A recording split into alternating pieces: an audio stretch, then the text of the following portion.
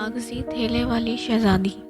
ایک دفعہ کا ذکر ہے کہ خوبصورت شہزادی الزبتھ ہوا کرتی تھی۔ وہ ایک عظیم محل میں رہتی تھی اور بہت خوش تھی کیونکہ وہ شہزادہ رونلڈ سے شادی کرنے والی تھی، جو نہایت خوبصورت اور بہادر شہزادہ تھا۔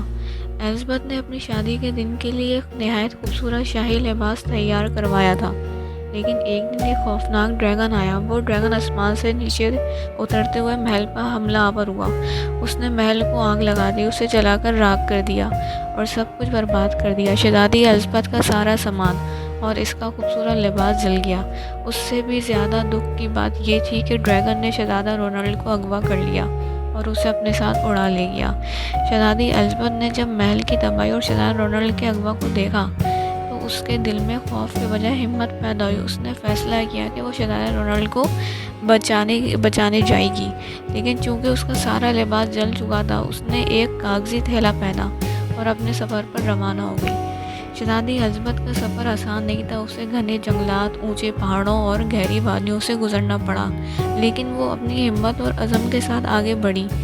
آخر وہ ایک غار کے قریب پہنچی جہاں ڈریگن رہتا تھا۔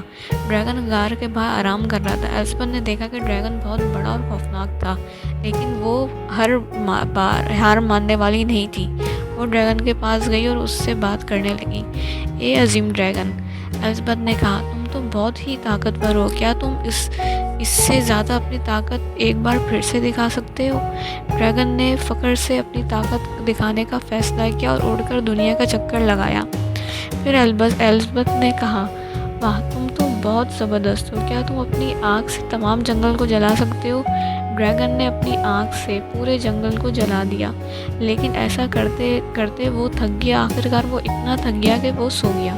جب ڈریگن سو گیا تو الزبتھ نے غار میں داخل ہو کر شہزادہ رونلڈ کو تلاش کیا، لیکن جب شہزادہ رونلڈ نے الزبتھ کو دیکھا تو وہ بگڑ گیا اور کہنے لگا، تمہیں اس حال میں دیکھ کر شرم آتی ہے؟ اس نے کہا، تمہارا یہ کاغذی لباس بہت برا لگ رہا ہے، اگر تم مجھے بچانا چاہتی ہو تو پہلے جا کر کوئی اچھا لباس پہنو۔ یہ سن کر الزبتھ کو احساس ہوا کہ شہزادہ رونلڈ اتنا اچھا نہیں تھا جتنا وہ سمجھتی تھی۔ اس نے فیصلہ کیا کہ وہ رونلڈ کو بچانے کے بجائے اپنی عزت اور خود مختاری کو ترجیح دے گی۔ شہزادی الزبتھ نے کہا، رونلڈ تمہیں بچانے کی ضرورت نہیں ہے، اور وہ فخر سے واپس چلی گئی، ابھی بھی کاغذی تھیلا پہنے ہوئے، لیکن اب زیادہ مضبوط اور آزاد تھی۔ یہ کہانی ہمیں یہ